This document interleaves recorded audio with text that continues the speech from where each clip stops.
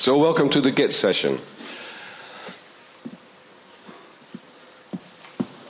Who here uses Git already in their projects to manage versions? 1, 2, 3, 4, 5, 6, 7, 8, 9, 10.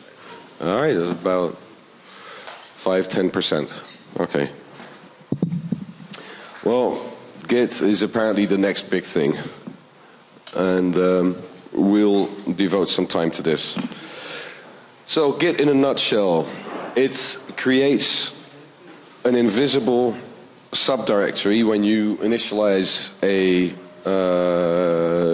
repository. You go to a folder wherever you have your content, you fire up Git and you say, okay, well that folder should be version controlled by Git. All it does is it just creates an invisible folder there, .git. You don't see it, but it creates that invisible folder and it copies everything that was in your directory. It will begin copying into that for as a copy.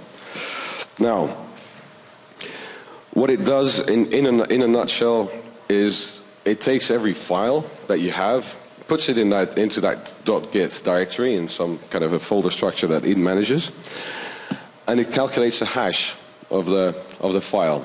You're all familiar with hashing algorithms, I presume. It just creates a unique key for that file. It knows exactly what that version of that file has a unique key.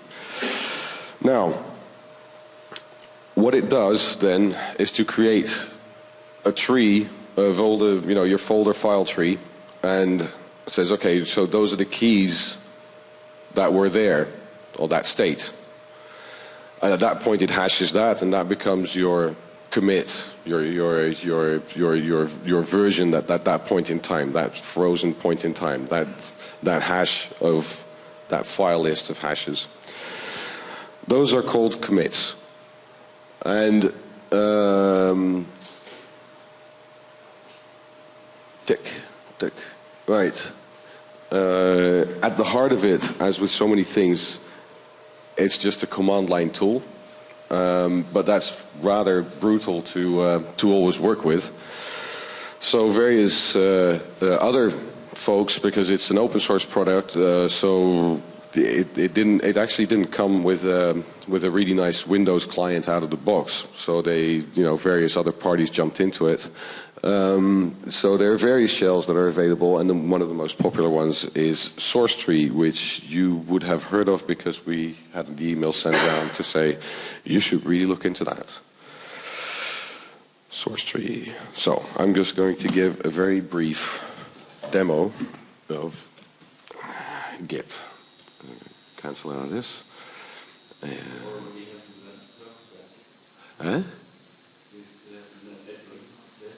I don't need network access. That's because no one has network access here anymore? Okay. Well, of course, that's one of the greatest things about Git, as you can understand from what I just said, is all of that happens locally on your hard drive. There was at no point any talk of a server being set up or your files going to GitHub. So yeah, that's two things to keep separate, like GitHub. Git is the technology which does the version control. GitHub is the company that manages Git and that can host your files. They're the commercial entity on top of this. So let's have a look. I have, well, let's go to the files that we have for DNN-Connect. And I have, for instance, here is where that PowerPoint file is. And I will open up the bash shell here. Is that remotely legible? It is, actually. Okay. Right. At this point, that's all it took. It's an initialization. As you can see underneath this directory, you can't actually see anything that's happened. But if I go to folder and search options and show hidden files, folders, and drives, boom, there you go. Let's see, that's the folder that's being created, and a whole bunch of stuff that we're not really concerned with. Now, if I create a new text file,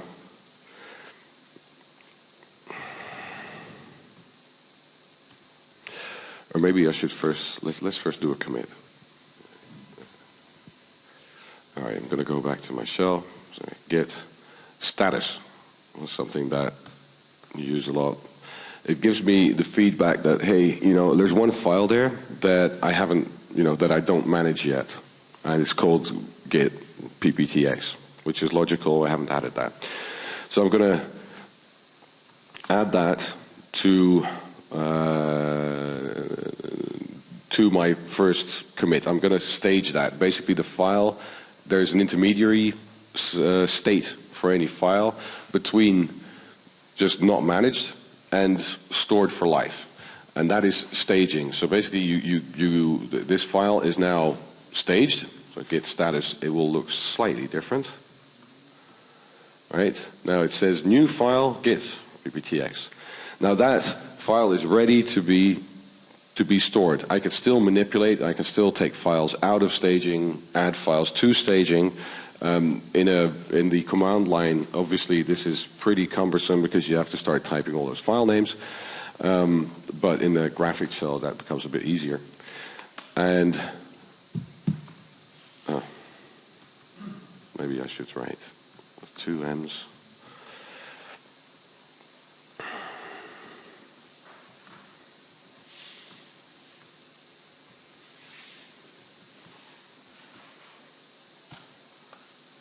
All right, now let's go to the git status. Nothing to commit. Basically, that file's been copied over, and when I typed git status, it did a comparison of that file with the file that's currently here, and it said, well, those are the same files. Nothing's changed. Like, okay, well, let's add a text document here. All right, go to git status again. Ooh, okay, new test file. So I'm going to go add it again, and I'm going to go and commit it.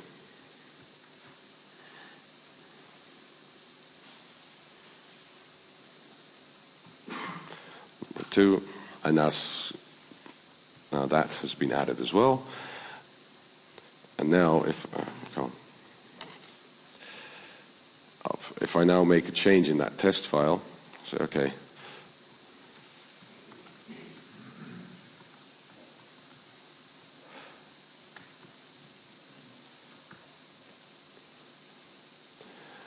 Git status, hey, that file's been modified. So now we're going to add it again. It's going to create a new commit.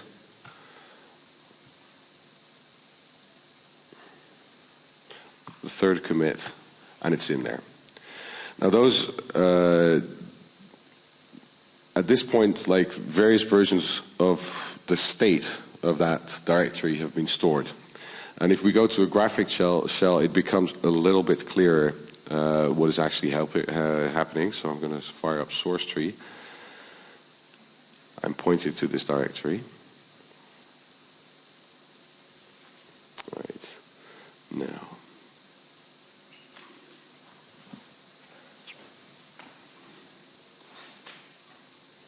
Now it's probably looking for a connection.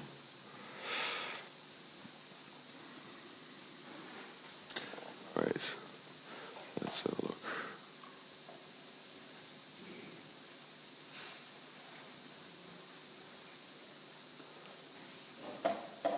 All right, here we go. So, this graphic shell, let me see if I can implode. Can I just get rid of that or not? Usually I have acres of space on my screen, so I'm not too concerned with that. Let me just give it some more space here. All right, so my initial commit, number 2, number 3, and I actually get to see for some of those files Git can actually read. So obviously a text file is fairly simple for it to read, and it actually gives me a rundown of what has been changed. Now I can say, okay, what I want to actually roll back, I want to check out the second version. Yeah, just go ahead. And that test file, of course, should be empty now. And it is. And if more radically, go back to my initial commit, check out, yeah, go ahead. then that file is actually just completely gone. So you get the drift. Now, the thing is that these basics, it takes, maybe the morning session for it to sink in if you're new to Git. But I found that the easiest to understand and the most elegant. Like, okay, every time a file gets copied over, we get a hash and that's stored, and we can always refer to that and grab it at any point in time. But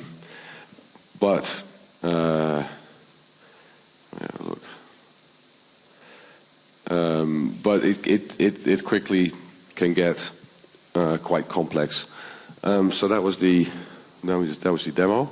So what we'll be talking about this morning, and that's what Ernst Peter will be presenting, is actually the whole organization of where those repositories can then go. Because obviously wouldn't be much use if it's just on your laptop. Obviously you can store those in various places. And the great thing is that everyone who has a copy of the repository actually have a copy of the complete history of the project. And this is the whole idea behind this distributed version control, is that everyone can keep on working despite that they're not directly connected to the server or have a file checked out. They can continue to work locally and just do all their stuff and then push all that stuff up to the server. All the files with their hashes and all their states just float back into the server, and the Git then is responsible for making sure that it's clear who did what at what point in time. Now, the organization of the various repositories I will leave for a little bit later. And I think I would just want to conclude here by saying that I find the underlying complex concepts incredibly easy to understand, but in practice I find it sometimes mind-bogglingly complex. So we're going to try and work you through some of those complexities this morning. Thank you. Okay.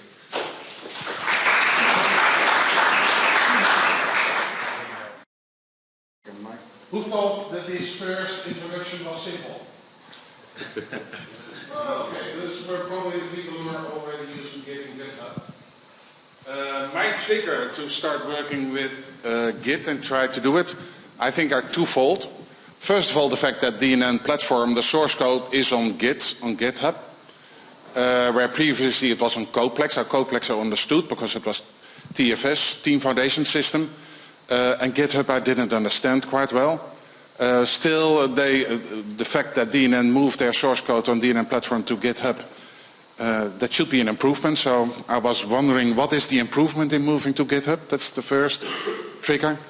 But essentially the second trigger that motivated me to also prepare this session together with Peter and Vincenz was the blog that Peter wrote on DNN-Connect.org. And I printed it out.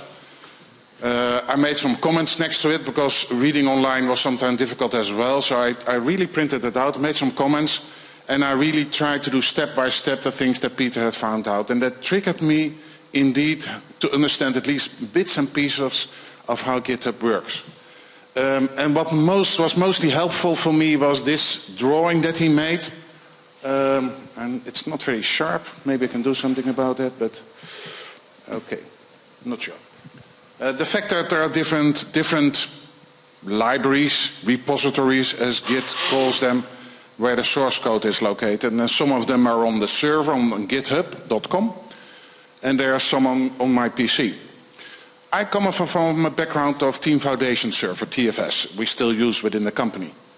I've been using other kind of version control systems like Polytron version control system, VCS version control system, SVN subversion, and they all work, well, subversion, they all work quite the same, that you have a central repository, central location where all your files are stored, all the sources, and if you want to take something, you check it out, and mostly you check it out and preventing other ones to modify this particular file, and when you're finished, you check it back in.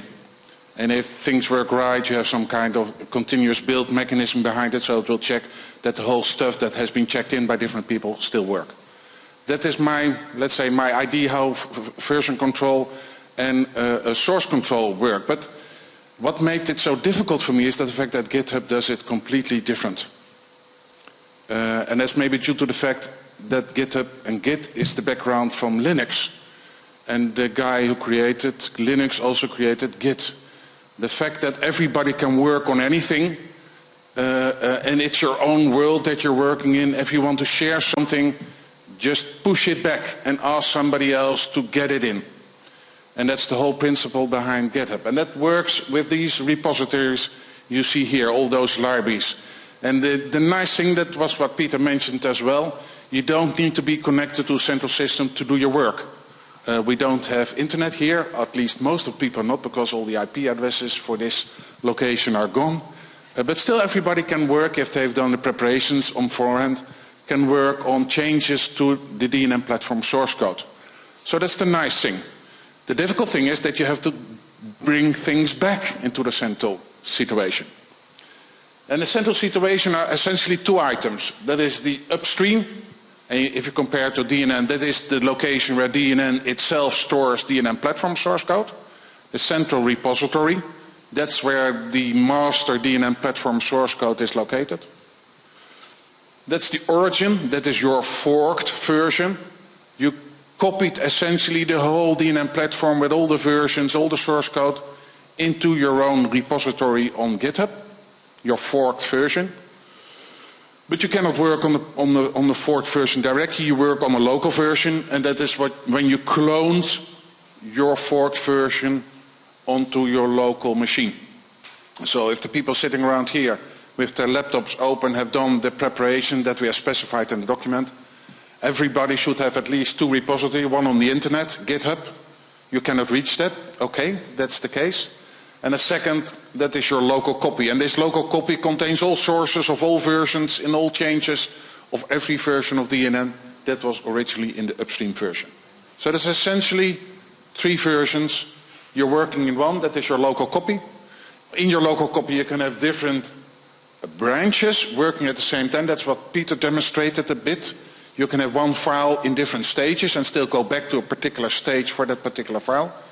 And once you're finished and ready, you can push your changes in the local system back into your original version, origin, and then it becomes accessible by DNN, and you create what they call pull requests. So this is basically the essential items. Let me give me some more room to walk.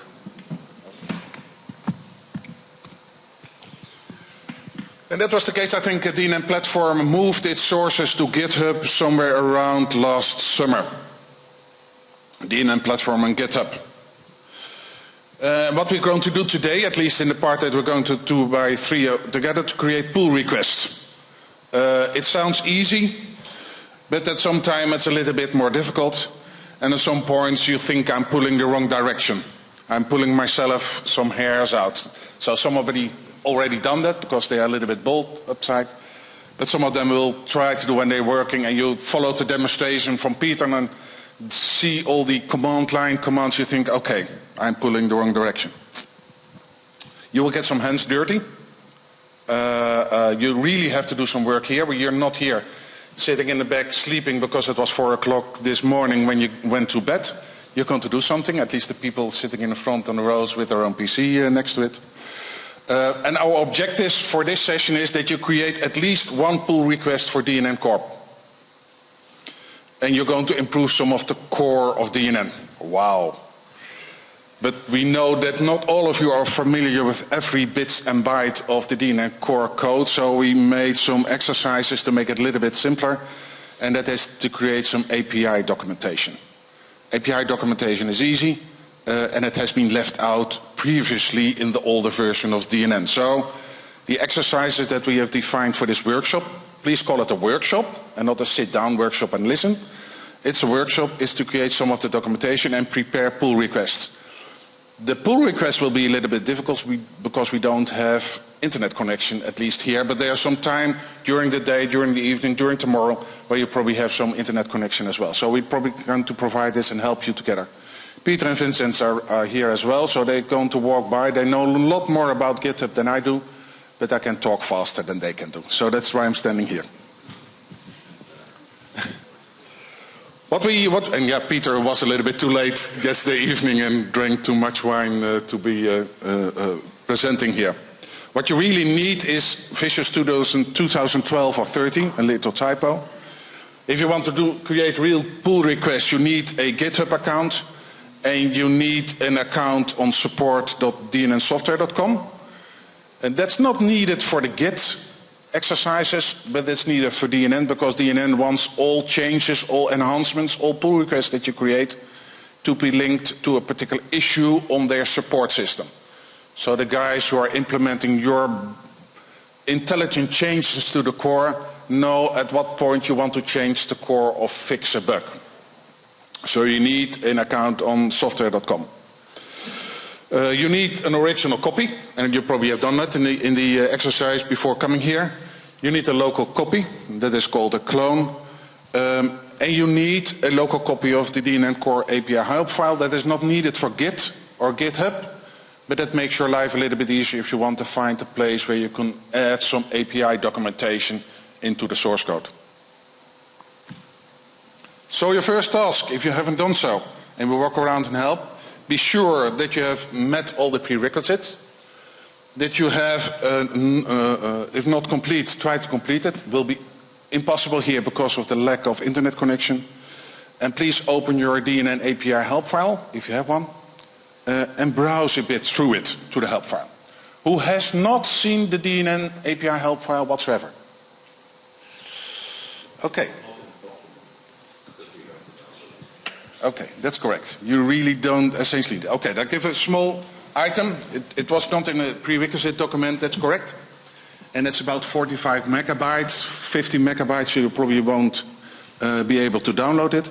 I'm going to show you, it's an help file, CHM, standard Windows help file that is generated from the source code. Let me see if I can find it. Oh yes, this I can do intermediately. Let me see. I trick out some of the suppliers throughout, and I got some licenses as a giveaway for people who are really keen on building the nice pull request in the next 2 or 3 days. I got 1 license, free license for ReSharper, and I got 5 licenses of GoStock Pro. And the people who are preparing the best pull request today and tomorrow will get that prize from us. So there are some things to be obtained if you do your right work here. Okay. Is there also some punishment for those that just No punishment. No, they have to organize the next DNN-Connect meeting.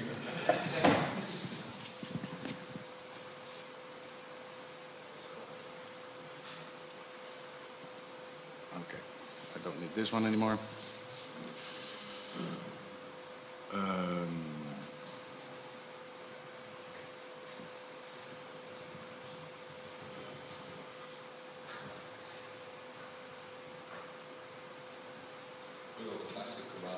Yes, you see I'm an old-fashioned guy. I used your Norton Commander for 10 years and I found the Windows Commander far better than any kind of Explorer extension that I've got so far.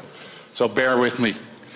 This is the Windows help file. The Windows help file from DNN contains all information about all parts in the DNN library, the API. And it's a nice collection because it contains all the routines, all the internals, all the documentation, all the entities, all the subroutines, all the functions, all the methods that you can use in your own modules. Whatever you find here, there's an explanation, there's an email, there's a description, there's members, conductors, explanation, whatsoever. When I mentioned here, you see that there's also sometimes things missing. That's because the source code is not documented well enough. That's probably due to the fact that it's older source code. The newer source code from the DNN platform is documented quite well, but the older versions are not documented that well. So if you every time need something within the DNN platform, within the libraries, .NUke.dll, you will find the documentation in here. And this set of documentation is generated automatically because the documentation is in the source file, and they use Sandcastle and a builder to retrieve the information from the source code and generate this documentation file automatically. And if you go to coplex.com, where you find the downloads of DNN, and in every version there's a new version of this particular file. Okay, this is the basic background, so it gives you some helps and assistance what's inside there. Okay. Assuming that you have done this, some small explanation here again. The core DNN help file generated automatically during a particular version. And it uses the code comments in there to create this particular help file. Who does the same thing with his own source code?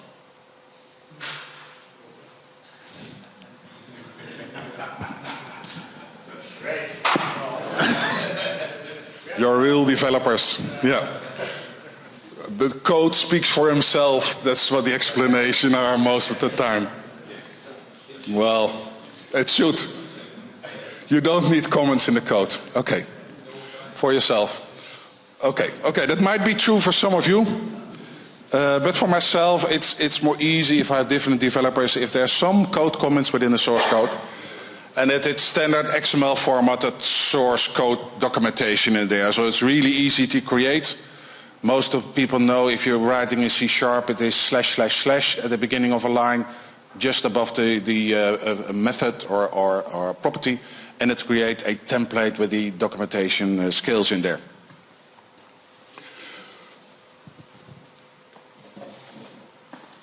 And this is the case that I find most of the time as well. People standing behind, I'm the manager standing behind the programmer. Have you finally begun with the documentation? And it's always tomorrow. Tomorrow is a new bright day. Okay, so you're not alone in this world. Still it helps if you write code that you write the code comment and the documentation at the same time. Little bit background how this API file is created. It's a standard code comments in the C# files. They use Sandcastle, which is a nice open source product, to extract, compile and build the help file. And making this particular help file available to you is part of the release process of the DNN platform. The problem currently today is that the file is not complete. You already saw some of the red lines in there that the help file is not complete. Newer code is very well documented, but older and still relevant code and important code has limited documentation, let's put it a polite way. They were created the same way that about 98% of the people here create code. Is just write the code, it's self-explaining, we don't need any code comments. But on the long run, and then they change it to C#.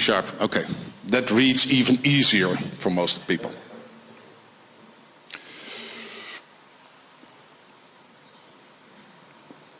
And that's what we find. Just look at the code, no one code comment, I'm not the only one here. But he's happy. He's happy, yes, thank God. Yeah. He coded so good. He coded so good, yeah. Well, I happen to have a number of developers, and some code good and some code a little bit better. So there's a difference between them. And sometimes you have to share projects between developers, or there's a new version, people have to go back and find the things that's in there, and it helps if there are some code comments apart from, let's say, the header that specifies that you're the owner intellectual property of this particular one. Here you see an example as well. It is an entity, content, data, namespace, data services, class data services method, add item to content method.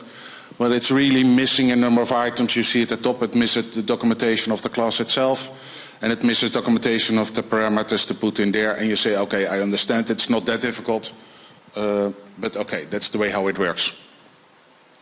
I think 2 or 3 years back, I wanted to learn more about DNN. I started to poke around in the source code of DNN, and I tried to create some documentation myself and submitted that to DNN.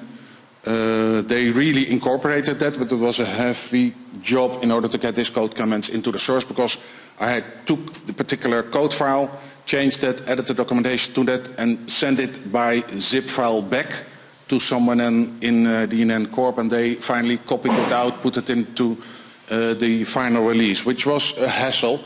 And the fact that you have now Git and GitHub available makes life much easier because you can prepare things for yourself and just give them a pull request. Please come with me. I have an excellent code comment and excellent documentation available. Please take that and incorporate it in the next release of DNN. So Git and GitHub will make that much easier in implementing enhancement. If you see code comments as an enhancement, it's easier to do. If you have new, improved and changes, bug fixes, it's also easier to feed that back to DNN Corp or DNN software. Yeah, just I heard you mention a number of times already pull request. Just for those that do not like pull request, it sounds a very weird term to use, but a pull request is actually requesting someone, the owner of the original repository, to say pull from my repository what I've just changed. That's where the pull comes from in any case. Okay, good enhancement. Essentially what you say, you're working here in your working copy, you're doing your intelligent or less intelligent changes to the source code, you're finished with it, you have a particular branch where you say, okay, this is complete, I find this fine. Then normally, the way I work, I push the changes from my local copy to my local fork, to my central fork, it's my fork. I can put it there, but I cannot push it to DNN. I kindly request DNN, please come to me. I have splendid changes. Take it from me and incorporate. It's free for you, please do. And you say to them, I have a pull request. Please pull from me. I cannot push it, but you can pull it from me. And the fact that Git knows that this is a copy, a fork of the original one, and because all the versions of all source codes are available in every Git repository, they can pull your intelligent changes and merge that into the central DNN system. There are people around here. Vincenz is one of them. Peter is also one of them.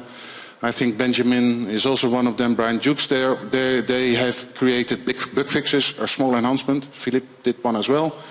And they changed and modified with this way how the DNN platform is created. Small changes, but life starts with small steps. So you can enhance and change that. So from this way you commit, change, stage. You're working locally. If you're finished with one, you can push your commits to your fork and then ask kindly to DNN Core, please pull my changes. Okay, good announcement.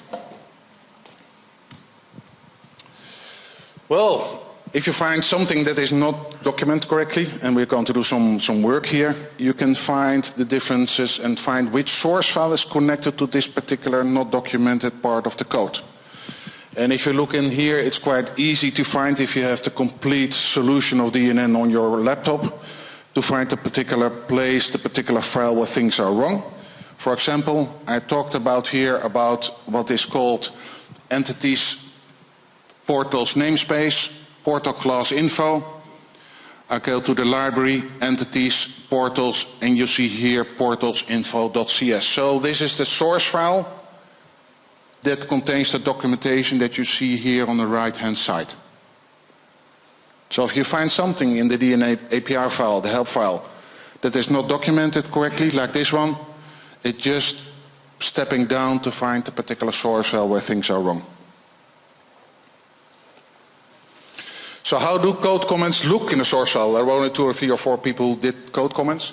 This is the normal structure of documentation, just // and it starts with a summary, and in this case I made a more extensive one earlier, and it contains all kind of documentation, more than is the basic minimum for documentation, but it contains a lot of additional information and documentation how to use this particular function. If you write a once-off project, it's not that needed, but if you write codes for libraries, multiple users, multiple projects, it helps if you bring in some more documentation than just the parameters and the name of the method. In this case, I also prepared a complete documentation set in this particular help file. I'll leave it out here, but it just gives an example. You cannot find the DNN Core API file because you don't have, but I have thought about it. I have made some printouts of a number of pages that don't have the complete documentation. And for the people who want to work in this workshop, I kindly ask, try to find the corresponding C# file that contains this particular part of the core documentation, where the core documentation is missing. I've made some printouts, so I'm going to leave that to the people who are here available and have their PC. Just try to find the particular C# file where this particular documentation is missing, and that's the one that you're going to add some documentation to. And later on, we're going to use that to update your local copy, create push request to your central origin repository, and then create pull request. So this is a baby step in the first part of your GitHub experience. Okay. I hope you find some. You hope the place where things are not documented well. Essentially, if you dive under, the conclusion is that if you want to work with DNN, there's something called open source. Open source is a community, like the community DNN-Connect. And there's some contribution and some sharing to be involved. So if you do some work, please try to share it with other ones so we can help each other. I prepared the first changes. You have gated. You take one of the examples, found the related source code file if it's correctly.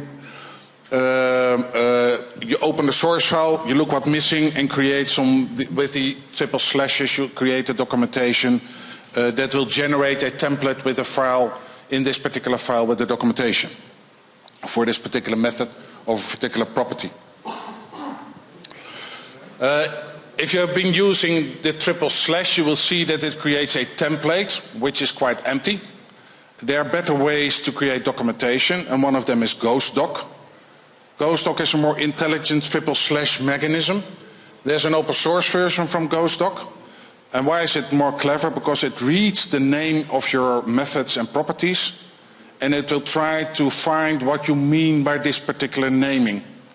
And it will create code comments that are much more intelligent. So it will fill your summary automatically. If you have a particular argument, it will read and understand the name of the argument and create useful documentation for that. There's a free version available. Most of you probably have downloaded that one. And there's a professional version with more enhancements. And I mostly use, and it's quite quickly, to create documentation, the Ctrl-Shift-D as a shortcut for the triple slashes, and it will create a template completely filled with almost 90% of the correct documentation. So GhostDoc is an easy enhancement.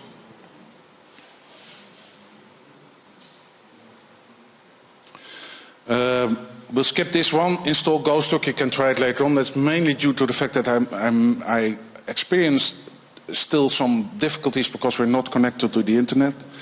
And if you try that with GhostDoc, you will find that creating documentation is as easy as simple, much easier than typing it yourself. So the principle here is that you have good naming convention. That's not only true for the DNN environment, but that's also true for your own methods and routines. The better your naming conventions are, both for methods, properties, classes, arguments, the easier it will be to create this documentation automatically. And if you use the CHM and Sandcastle creation of the help files, which is very useful if you create libraries, it also helps to create the documentation quite easily. Good naming convention helps to create good documentation easily. It's not, let's say, 10 or 15% work to do after the coding. You do the work directly during the coding. Okay. Last thing, submitting the changes that you've made to DNN. It contains a number of steps. First of all, because DNN says you can give me pull requests, you can hand me over your changes, but there has to be a DNN support issue connected to that one. So if you want to enhance a little bit and want to bring your changes back to the core, first of all, that you have to do is create a DNN software support issue in Jira. Support.dnnsoftware.com. You have an account over there you can create. That is the workflow of issues that DNN uses. That's the first thing to do. The second thing that you have to do, if you have changed it in your working copy, you have to commit it back into your local copy. So your last change is the one that is local in your branch. And if you have done that, you have to push your change, particular change, back into your origin on GitHub. That won't work here because we don't have internet connection right away, but we can do the first step here. And once you have done that, and created the changes there and connected your Jira issue number, you can ask kindly DNN, please create a new version of your software using my changes. Please use this particular pull request. It's sad that I cannot explain it to you and show it to you because we're missing internet connection. But currently, when we have more internet connection, you will see that there are a number of pull requests already on DNN software in the GitHub environment. All the issues that are connected to performance are handled and covered by DNN in the C7.t version. So there are a number of changes and enhancements that are not linked to performance. You cannot change your Jira issue here, that's sad, because I cannot finish it there. What I can try to do is commit your local changes. Push the change back to origin won't work here as well because you don't have internet connection, and we also cannot create a pull request on the upstream because you don't have internet connection here. You can work, you can continue work, and later on during the day try to do the push change to your origin and create a pull request. Okay, try to start source tree. Let me see.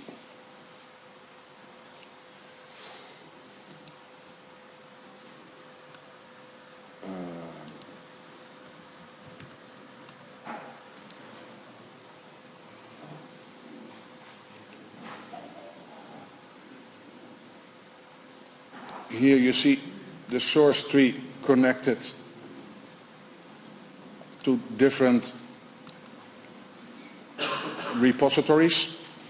Let me show you a bit around. What I have here is what I call a working copy of DNN platform. Here you see my local version on top, file status. I'm working in my working copy. I have one branch called development, and I have one branch called APT's API documentation, my experiments. You see on the right hand side what has been changed in the different files in order to enhance and make these changes available. I've corrected some items here, created some documentation, enhanced the items in here. DNN has changed over time. What you see here on the right hand side in source tree are the different versions that are currently available. And I think I synced my local copy. I synced with the upstream version a couple of days ago. That's the reason why you see here a far number of new items checked in by DNN software over time before they published, I think, the 7.3 beta version. The last thing I did was the 6th of May. That's when I synchronized my local copy with the version that's available on GitHub. I'm missing the upstream repository in my installation. Did you add this manually or? No, the question is, you have your origin and your local. The origin is the forked version, so you made on github.com, you made a copy of the complete DNN platform environment. That's your forked version, that is the origin, your origin. I have a local copy. I created a local copy by cloning. That was an option on github.com to clone my origin, and that automatically, for me at least, created the connection to the upstream. You didn't. You can create it in the doc. Just clone the origin and the upstream is missing. Okay. So I have no idea how to make a Okay. Okay. Okay. The way how I work, I create a forked version. I installed GitHub Windows on my machine. Then I had on the right hand side of my origin some possibilities to make a clone. I could use a zip file, I could use an HTTP request, and I could use a just clone. And that clone version started the GitHub Windows program for me and cloned my original to my local desktop. And the fact that I did it automatically noticed in this file on top that I have a connection to upstream as well. But if you want to, you can create again the upstream connection in the documentation that Peter has created. He finds some command shell to say, okay, this is my local copy. That's the copy of my origin. But essentially, this is an upstream version available here, and I want to connect it to my local version as well. If you don't have this upstream, you can just go here and create it manually.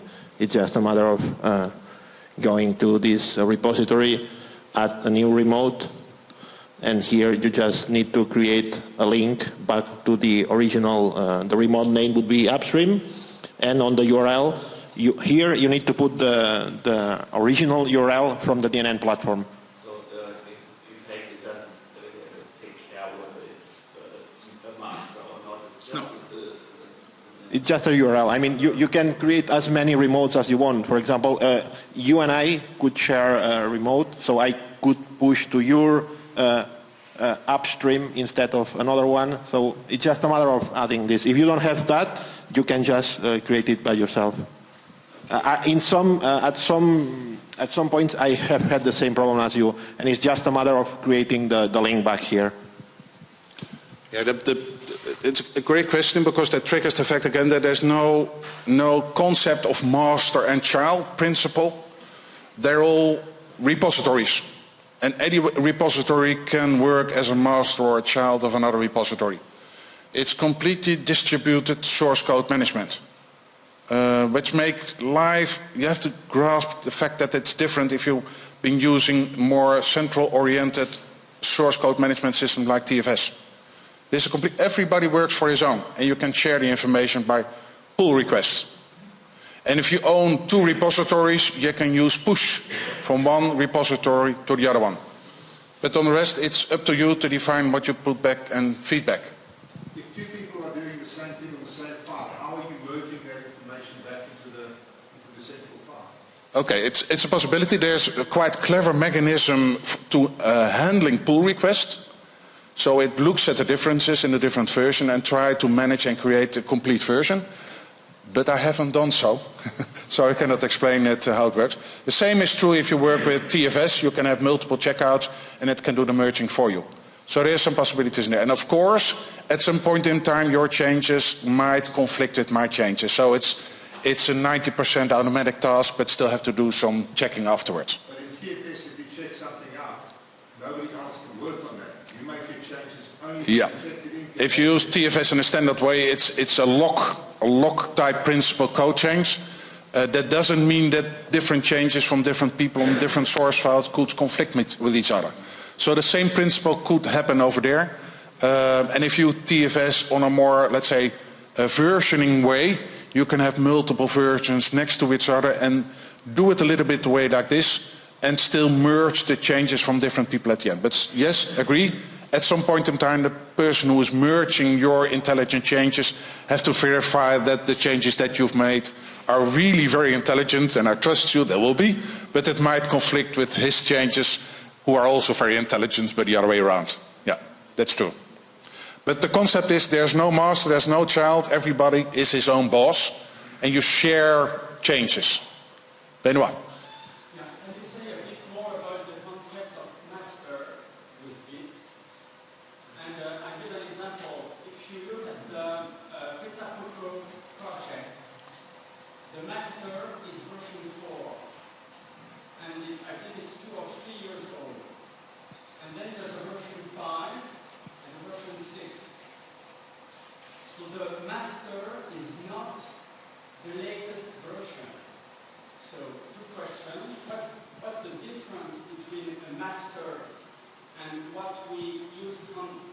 Traditionally to call the latest stable version. Is it the same thing or not? In the case of DNN, can we consider that the master equals the latest stable version? Okay. Question is, what's the concept of mastering and versioning? And if the version 4 is the production version, what about 5 and 6? If you talk a particular product. And if you talk about DNN platform, is there something like a master version as well? I think I can illustrate that at best if I look at the branches that are available here. I cancel something. You will see here that they created a tag called release, and notice the files that are linked in a particular status to this particular release. But it's just a matter of naming convention. And later on, if you see 720, this is linked to a particular moment in time when the original release 720 was created. That's just tagging of this particular state of the repository. And later on, people changed and enhanced even more changes in there. You see 721, 722. You see, if you look at here, different branches next to each other. So people are working on different versions of the source code, and it's still not merged at a particular point in time. You see here merging, and in this case, it's a nice example. Brian Dukes did some enhancement, I think, to the XML manipulation. Somebody at DNN, I think I can review that to see who has done that. In this case, Charles. He took the pull request from Brian, so Brian had this structure as well. He made some particular version of DNN, enhanced, in this case, I think, XML manipulation that missed something somewhere in some weird scenario, but he corrected that one. Changed his forked version, Brian Dukes, on his side, on GitHub, and then asked DNN Corp, please use my changes. I create a pull request for you, and this is my change. And you see, if you look at here at the right side, merge pull request number 45 from Brian Dukes, linked to a issue number 4704. This is another case. Add more APIs to testable globals. Some change that Brian Dukes has put in here as a code comment. And on the right-hand side, you can see what has changed in the different files in this particular commit. So this commit, this pull request was not just about one file, but contains 10, 50 different files, all as a subset to be taken into account in merging this particular change into the core of DNN. And if you do the merge at this point, let me go back, you see that some of the lines that are parallel disappear because the changes are merged into the main branch that DNN considered to be the main development of the new version. And every time you see a branch disappear, there's a pull request, another request being used until the point probably there's, oh, here is not so much left. You get only 2 lines in here, DNN, and now you get here 1 line. So there's something there that mentioned, okay, here we have only 1 line left, no pull request, no people working aside from this one. It's more centralized. And then again, people start branching. What they do, they start their branch here, do some work, intelligent or not, throw it away, or stage it for later, or commit it to their local working copy so it's finished and it's a branch in there, but doesn't change anything in here. And you can pick this particular commit, push it to your origin, and again ask DNN, please pull my commit into the central system. So it is your choice what files are changed and what files are combined in one commit. And the principle, like any kind of source system, you can go back in time, you can pull out version 7.2, 7.1, 7.0, 6.9, whatever, because they're all labeled within the source control system. In fact, because you have created your local copy of 7.2 or 7.3 in the last days, you have all the versions here as well. So that's just the fact of building this particular 7.2.1 version, it's on your local copy as well. Because everybody has a complete copy of the total repository that you started with. Does this clear up some of your questions? So one other aspect of your question. So we consider the last publicly released version to be essentially the master. But if you are working against a version that's older than that, that is fine as well, because when you go to do your pull request, Git will release the conflict resolution for us. But, and you could choose to use the latest development branch to work against the law. For instance, right now you could be working against 7 but that code base is in more of a state of flux. And so some of the changes that you might be making are against a moving target. So it's better to work against the last edition of the It's just more stable. Okay, I hope everybody understood that. What Sean said is that the last stable version is considered to be the release to work upon. It shouldn't be a problem to take an older version and do code changes, but that might make a bigger conflict once they want to merge your change into the later versions. But because all versions are in your repository, you can go back in time 2, 3, 4, 5 years and see what the source code particular source code version was available at that point. But if you want to make real, and I think the documentation that Pete has created in his blog also said, well, maybe it's the easiest way if you want to do enhancement and changes, to use the latest formal release as your starting point, and then create a branch from that particular point. It's sadly enough, I cannot create a push and pull request because I need internet connection to do that one. But essentially, you just go to your particular branch that you have defined in here. You can push it, in this case, from here to your origin on github.com. And then you go to the DNN platform URL and say, okay, I have in my origin a particular set of changes, please pull them from me. And then you create a pull request. And you will find, if you do that on github.com, it's quite easy. You have two columns. On the left-hand side, DNN platform. On the right-hand side, your origin, your copy. And you can say, oh, I want this particular commit to be part of the pull request. And if you've done so, you can go back to this site on GitHub and you will see the number of pull requests on the right-hand side. Sadly, I cannot demonstrate it in here, but that's in fact the cases. The first step is do your work and copy, make the changes, commit it, and the commits are part of the top-hand line. If you have committed, this branch with your commits are here, just one commitment, number of changes, and then, like I pushed here, use the push on top to push your commit into the origin. And then you're almost finished, and the pull request is just a matter of, okay, here I am, please pull my changes. That's basically the essential thing of doing pull requests and push from DNN. Okay. I make some smart, who's using ReSharper? Who's not using ReSharper?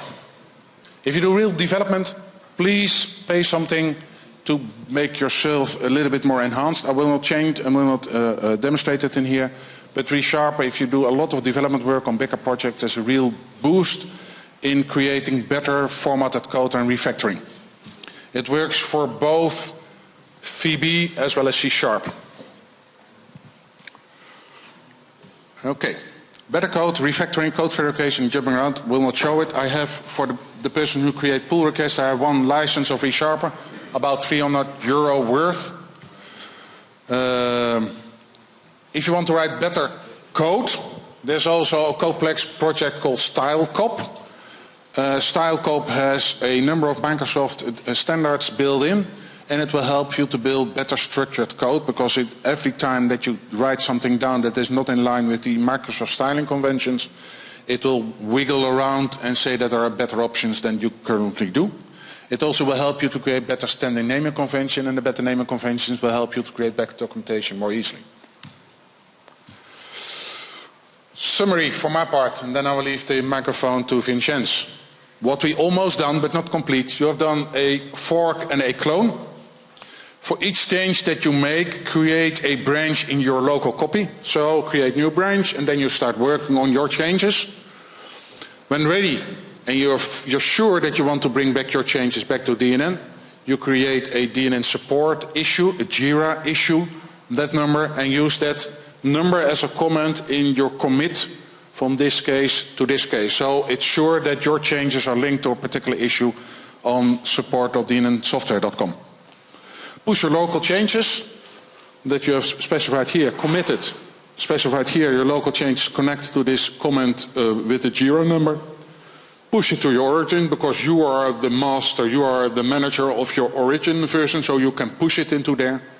And then create a pull request to DNN from the DNN platform environment URL on DNN on the GitHub. And then you will see at some point in time that people will use your pull request and it disappears, and your intelligent changes are committed and put into DNN forever.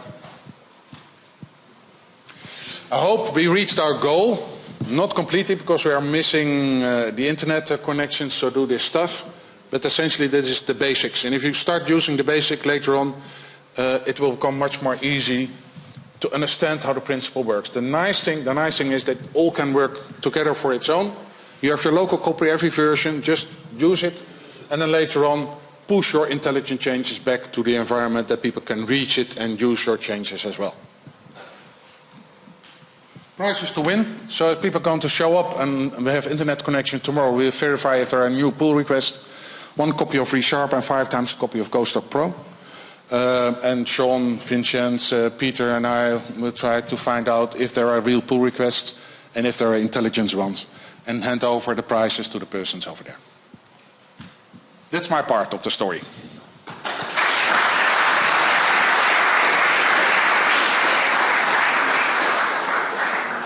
If you have any question during the day or tomorrow, please take Peter or me or Vincenz and we try to help you, because once you get the hang of it, how it works, it's not that difficult. And the nice thing is you work locally. If you do dump changes, just roll it back or stage it so it's saved for later as an example of not to do things. It will help you later on if you've done right intelligent changes. Start simple, not too complex, to put things back into the community so we can all profit from your intelligence over time. Okay. Yeah. Since I'm paying more than Ernst Peter and Peter, I have internet connection. So we'll be able to do something useful. I will be very quick with my demo. It's just from the point of view of a developer that has been done quite a few commits and changes on DNN. I will tell you how I used to work and what I think it's a good way on trying to do some code fixes and improvements and still be productive and not try to focus that much on Git. I mean, Git for me is a tool, it's interesting, but I'm not that much interested in Git. I'm interested in the code and the fixes and the things that allow, that Git is just the transport for me to working on that things. Git is nice, but Git is not my main focus. So the point on that small thing that I'm going to do is just try to explain how I work or a possible way for working on that. Notice that here I have also source tree open. I have Visual Studio and I have, this is Git for Windows. And the point is that you can do pretty much the same thing but using any of those tools. So for example, if I go here on Visual Studio, I just have a sample project here. I can make some changes here. Notice that on the right-hand side, Visual Studio already tells me that this is a code file that is on source control. Notice the icon next to the file, which is red here. This one, when I start changing this file and I save it, the icon here changes. So I notice that I have some dirty files that I need to commit. If I save this thing here on Visual Studio, I see this thing here. If I move to source tree and I open this same project here, notice that here on the working changes, I can see the same 2 files that have been modified. So they are pending for me on a commit. I can do this thing from source tree. I can do this thing from the command line. I could also use, for example, if you are used to use SVN and Tortoise, there is another project which is called Tortoise Git, which is quite useful to make a transition from SVN to Git. So I mean, it's just, from my point of view, this is just a tool. Use whatever is more comfortable for you. And even with that, if you are using Visual Studio and you are, that's the only requirement, you need to be on Visual Studio 2013 Update 2. On Visual Studio Update 2, there is full support for Git already built into the product. So for example, here I am on a regular project. There is this, where is this thing? Sorry, here, on Team Explorer. Okay, notice that there is support. Visual Studio already understands that this is a solution that is on Git source control. So from this point here, from within Visual Studio, I can do whatever I need to do to commit, to pull, to make requests, to synchronize back to the origin, whatever I need. How it works? Here on the changes, I just see, again, notice my pending changes are here. So from this point, I can do a commit, put a comment here. I'm committing this to my local copy on my PC at the moment. When this is done, I can go to source tree and notice that, okay, it automatically refreshes. Why is that? Because both tools are looking at the same repository, which is on this, which is the local copy that Ernst Peter was explaining before. They are both looking at the same place, so it doesn't matter what tool you use. It's just a matter of working with files. So at this point, I have some local commits made on my PC, but they are not on the master repository, which is, in this case, this is a fork. This is my local space on GitHub. You can see here on the left the usual repositories that I'm working on. And for example, the one that I just showed you is a copy of this open source project, which is Engage Employment. Notice that here, for example, it's the full story of this project. Yesterday, I was just doing a few comments here. Notice that these commits are only on my copy, on my fork of Engage Employment. If I click on this link here below my local, not my local, my fork, now I go to the original, to the upstream for this project. And here, if I move to the commits, here I will not see my commits because this was just some testing that I was doing on my copy. Okay? So if I move back to my copy, here I have this project again. I see some commits that I did yesterday. So now I want to move my commit that I have on my machine back to the GitHub website. So from within Visual Studio, I go back to the Team Explorer on Home. I see that I have no changes pending. Back to the Home, and there is this button here, Unsynced Commits. When I move to this part, I see that there is nothing incoming, so that means that there is no change on GitHub that I'm pending to incorporate into my local copy. But on the other side, it says that there is one commit that is on my local copy that it's not already there in the cloud, let me say that way. So one easy way for that is just to click this button, sync. Now this is, notice the messages polling the current branch. What I've been doing at the moment is it took the changes I had on my machine and it put it back to the cloud. So if now I go back to the GitHub website, I refresh this page, and now my new commit should be here. It's not.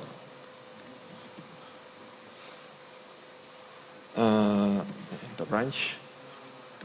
Sorry, I was on the branch, on a different branch. Now, here, you see, the thing that I've done at the moment is already there on GitHub. Now, if I wanted to incorporate this fix, which is I will not do because it's just a crappy thing. If I wanted to incorporate this into the master, let me talk it that way, into the master solution of this Engage Employment, what I would do is come to my copy of this thing on GitHub, on the branch that I'm interested in, which is, for example, this one here, my trace branch, and I would click here on compare and pull request. When I click this button, what GitHub is doing is comparing the changes I made on this branch, comparing to the master copy from which I branch it, and if I click it on this button here, send a pull request, then the person who's managing this project will get an email from this thing saying that one person, in that case myself, is trying to incorporate a change into their project. They will review this change and they will either incorporate or not.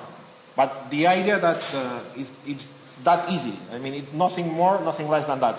You just work on your copies and you made changes to that and try to put this onto the original projects. In this case, notice that the manager of this project will never know that I've been doing so many crappy things on this thing, because I will never synchronize my copy back to their origin. This is just some testing that I'm doing on my machine, on my local copy of this project, not on my local, but on my remote copy of this project on GitHub. And whenever I want, I just can go here to this place on this branch and remove that branch because it was just a test and forgot about that. That's the idea. So from the beginning, what I would do to do a real fix on a project, I would go to my master branch of whatever solution I want. Just let me take another project, which is the DNN platform. Here I also have my DNN platform fork. And notice that the first thing I do when I start working on a fix, and that's an important thing that you need to understand, and I really suggest that you take that approach, is that make small changes and keep it as small as possible. For example, notice here on my branch, I have a couple of different branches. They are named against a Gira ticket. So if you go to the DNN tracker, what I'm usually doing is, as Ernst Peter said before, I first register a ticket here, whatever it is, 3987.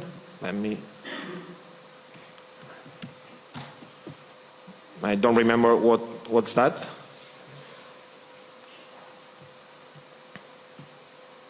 Well, there was some missing translation in a part of core, okay? So starting from this point, the first thing I did is create a branch for my local work. So if instead of that one, I wanted to create a different fix, I don't know, 3945, whatever.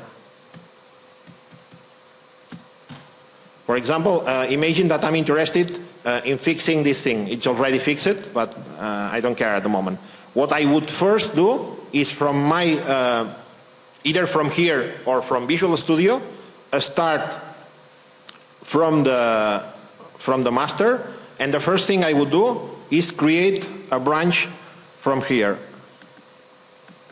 Okay, I would name that branch DNN 38, whatever the name is it, and start working on that branch. This is an important point because that way, as you see here on the left, you can work on different fixes at the same time and keep them separated.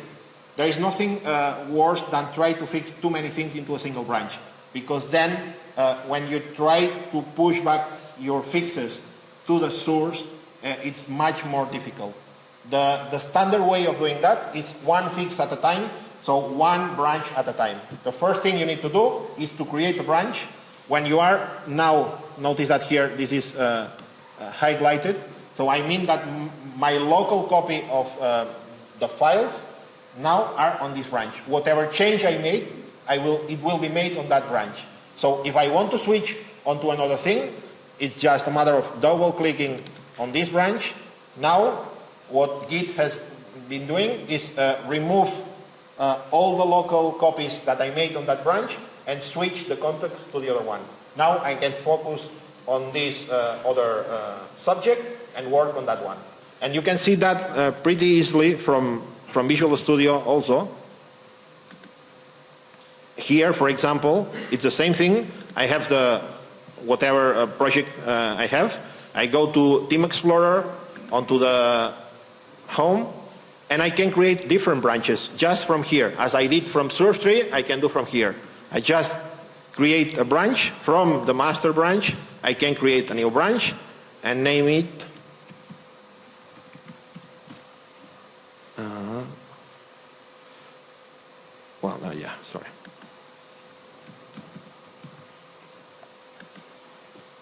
Okay? Now I'm working on this branch new fix. If I made a change here and I save it, you will notice that first I need to commit this thing. So I go back to my, sorry, not here, to my changes. I just made a comment here and a commit. Okay? And now if I come back to my branches, I will switch from branch to branch, and you will see how Visual Studio already changes the file on the left, because it's a different version sitting on a different branch. So it is as easy as that. So the point is, try to focus a single fix into a single branch, because later on it's much more easier to make pull requests out of that. And the choice of tools then is up to you. If you are confident working on Visual Studio, you don't need anything else than Visual Studio. Just work from within Visual Studio, and when you need to create a pull request, move to GitHub and do the pull request from there. You don't need to know anything about the Git command line. You don't need source tree. You just need Visual Studio and a little knowledge of what you're doing. Other than this, I mean, if you are interested in knowing Git and GitHub, that's perfectly fine, because most of the open source projects nowadays are moving to GitHub. But don't feel that that you need a master degree on GitHub in order to create a simple fix in whatever open source project that is using Git.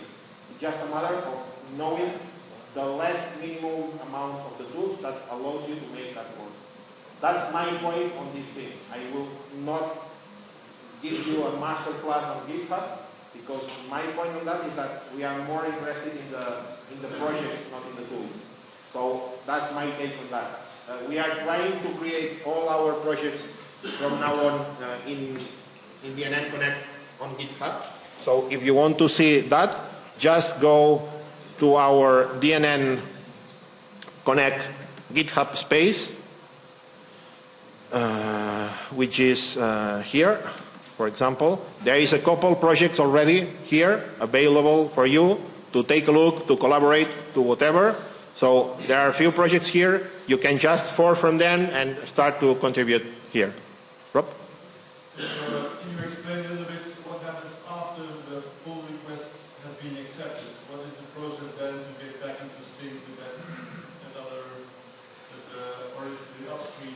Yeah. The point here is that, for example, here, my last, where I am on the DNN platform, let me move back to master.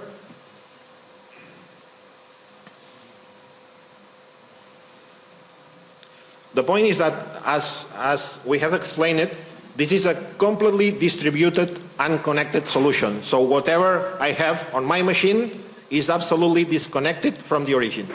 So when DNN Corporation and other developers make commits to their central repository, they will not appear magically on my machine.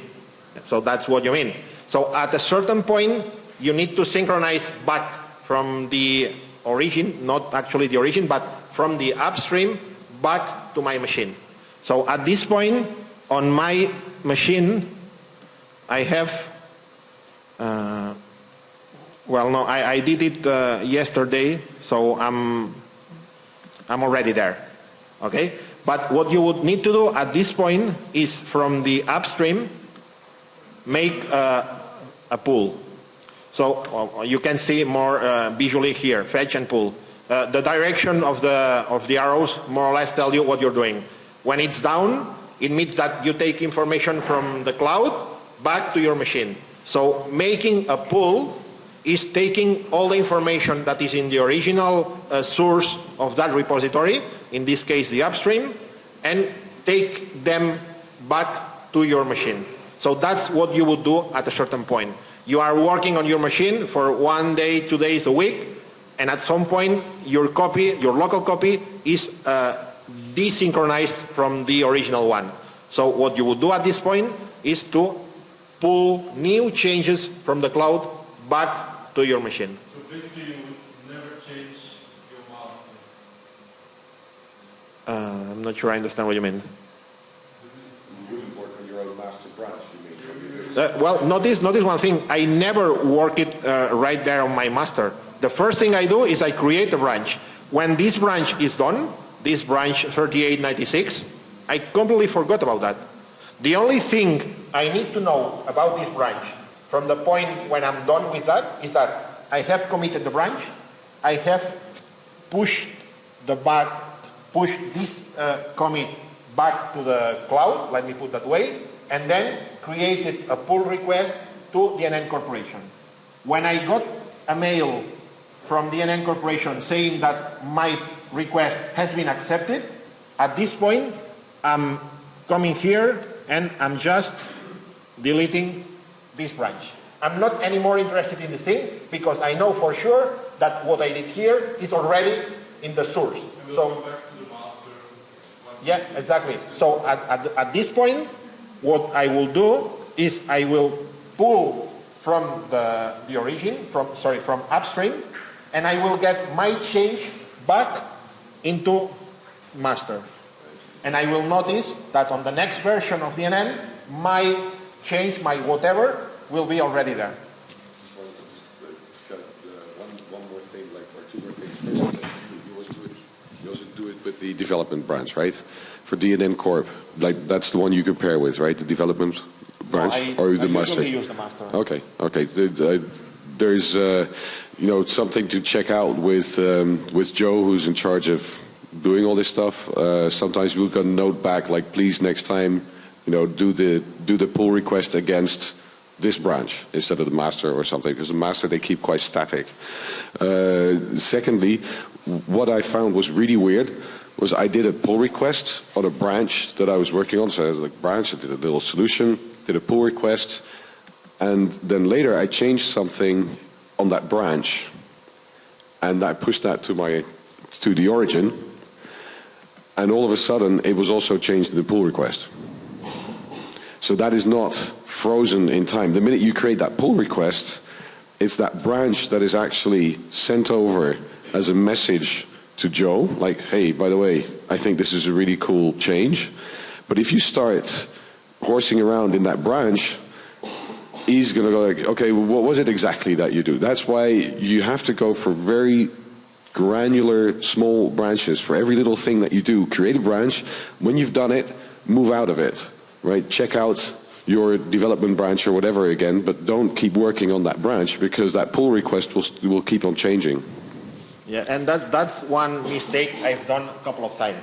I worked on a specific fix, whatever it was.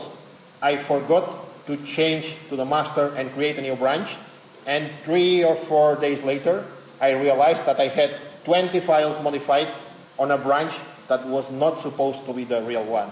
So if I make a commit there and I push it back to my fork, whenever they try to merge my pull request, they will find not only the first original commit, but a bunch of other things that they will be mixed there. So that's the point on keeping the things as small as possible. And if you go back here to the GitHub, I'm now on the DNN software, on the DNN platform. Here on the right, you can see the current pull request pending to merge on this platform.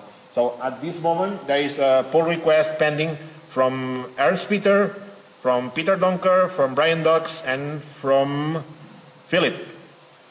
So this is a way of also knowing how the community is interacting from on DNN. So if you made your homework and start committing your code fixes for documentation, your pull request will appear on this list, and at some point, sooner than later, we hope that corporation will incorporate your fixes into the master. So then your changes will appear back here on the main source of changes. Here, if you see on the commits, you can see you will be happy enough because you will get your face printed on that screen. And you will be famous and fabulous and whatever else. And you will get a lot of, well, anyway, you get the idea. People will stop you on the street and say, thank you very much for putting this good commit on whatever. So, I mean, my point was just short on showing you that you can do pretty much the same you are used to do on Visual Studio. Don't be stressed on Git. It's just a tool to commit changes, to put them back to the cloud, and that's it. And you can do all of this just from this Team Explorer. From this point here, you have all you need on that thing. It's tracking your changes, managing your branches, and synchronizing back your local copy to the copy on the cloud. And that's it. So if you don't want to be stressed with using the command line, which I never use, I can tell you I've never used Git on the command line. I hate it. Whatever is on what, I hate it. So never use the command line. If I'm forced to use the command line, I will stop committing my changes back to DNN, because I'm not just a command line guy. So if you are like me, just use that kind of tool. You can change the background color, you know.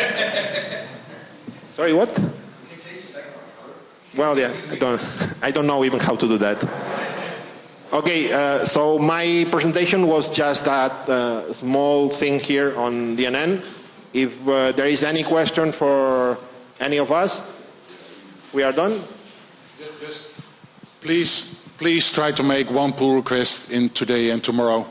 So you show up your name forever somewhere in the list of pull requests. I think Vincenz has explained that you don't need that much experience if you have the latest version of Visual Studio. Well, actually, just one thing. If you are more brave, here I have a list of candidates, which is really a small things that yesterday I found on the tracker. You just need to keep track of the number at the very end.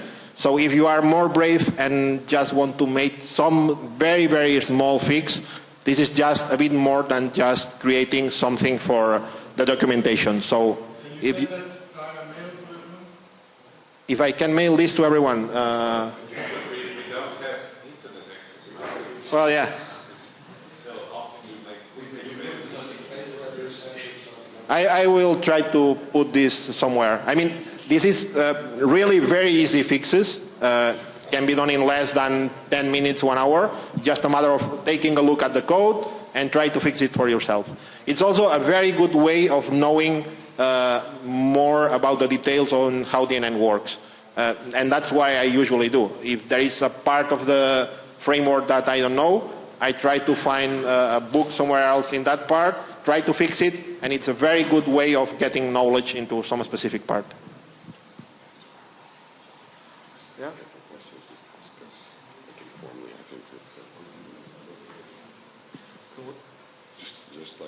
We are done? Yeah, we're done. Yeah. Okay, so we are done. Okay, thank you.